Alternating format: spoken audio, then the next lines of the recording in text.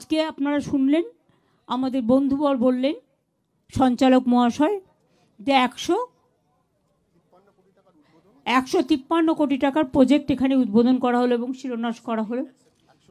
161, আমি সেটাই, আর ফাউন্ডেশন হলো। আজকে যেমন উদ্বোধন করা হলো, যেগুলো সাগর ব্লকে মোট 17টা অঙ্গনওয়াড়ি সেন্টার উদ্বোধন করা হলো, অনেকগুলো রাস্তাও উদ্বোধন করা হলো, তাতেও 34 কোটি টাকা গেছে। অঙ্গনওয়াড়ি সেন্টার উদ্বোধন করতেও কয়েক কোটি টাকা গেছে।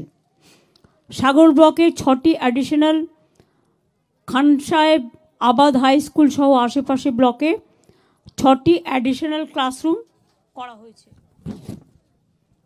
তাছাড়াও মণি নদী, সুন্দরিকা, দ্বারকা নদী ও পিয়ালি নদীর ওপর 3টে সেতু করা হচ্ছে, যার জন্য 40 কোটি টাকা খরচ হচ্ছে। এর আগেও আপনারা জানেন হাতানিয়া দোয়ানিয়া নদীর ওপর সেতু, চেমাগুড়ি নদীর ওপর সেতু, ব্রিজ, পাথর প্রতিমা ব্লকে গঙ্গা সেতু, অনেক কিছু হয়ে গেছে। আর মুড়িগঙ্গা তো আমি আপনাদের আগেই বলেছি, গঙ্গাসাগরের টেন্ডার হয়ে গেছে, ডিপিআর হয়ে গেছে। রাজ্য সরকারের থেকে আমরা 1,500 কোটি টাকা অলরেডি রেখেছি এই পারপাসে। আমরা আজকে উদ্বোধন হয়েছে পাথর প্রতিমা গোসাবা নামখানা ব্লকে 12টি জেটি, এর জন্য খরচ পড়েছে 55 কোটি টাকা। পাথর প্রতিমা ব্লকের চালতা দুনিয়া, ও এটা পাখি নালা না পাখিরালয়, সেই জন্য এটা ভুল বলেছে, পাখিরালয়। আমি দেখেছি ফেরি সার্ভিসের জন্য চালতা দুনিয়া পাখিরালয়ের মধ্যে ফেরি সার্ভিসের জন্য 4টি রোরো ভেসেল আজ চালু করা হলো, এর জন্য খরচ পড়েছে 21 কোটি 20 লক্ষ টাকা।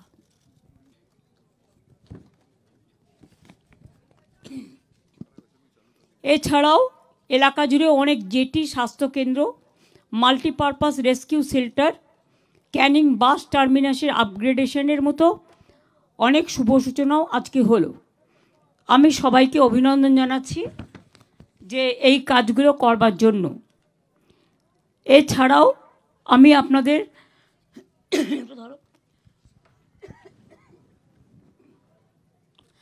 গঙ্গাসাগর মেলার ব্যাপারে আপনারা জানেন, আমি আগেও বলেছি এখনও বলি, যে গড়ে তোলা হয়েছে কাকদ্বীপ লট 8 একটি নতুন স্থায়ী জেটি। মুড়িগঙ্গার ওপর দিয়ে লাইন টেনে সাগরে পৌঁছে দেওয়া হয়েছে নিরবিচ্ছিন্ন বিদ্যুৎ পরিষেবা।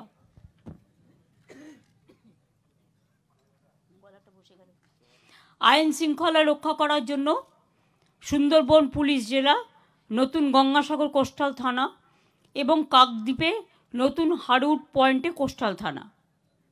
চালু করা হয়েছে গঙ্গাসাগরে 3টি স্থায়ী হেলিপ্যাড এবং সুলভ মূল্যে কলকাতা গঙ্গাসাগর হেলিকপ্টার পরিষেবা। এছাড়াও দরকারে কোনো অসুস্থ মানুষকে এয়ার অ্যাম্বুলেন্স পরিষেবাও গঙ্গাসাগরে মেলার জন্য দেওয়া হবে। গড়ে তোলা হয়েছে কচুবেড়িয়া ও কাকদ্বীপের লট 8-এ 2টো ওয়েলকাম গেট। গঙ্গাসাগর পর্যটক নিবাস নবরূপে সুসজ্জিত করে চালু করা হয়েছে। মুড়িগঙ্গায় ড্রেজিং করে গঙ্গার গভীরতা বাড়ানো হয়েছে, ফলে 20 ঘন্টা পর্যন্ত, অনেক সময় আপনারা জানেন ভাটা আসলে লঞ্চ তখন যেতে পারে না, লোককে ওয়েট করতে হয় 12 ঘন্টা 10 ঘন্টা, কিন্তু এখানে ড্রেজিং করে বাড়ানো হয়েছে যাতে 20 ঘন্টা পর্যন্ত লঞ্চে লোকে যাতায়াত করতে পারবে।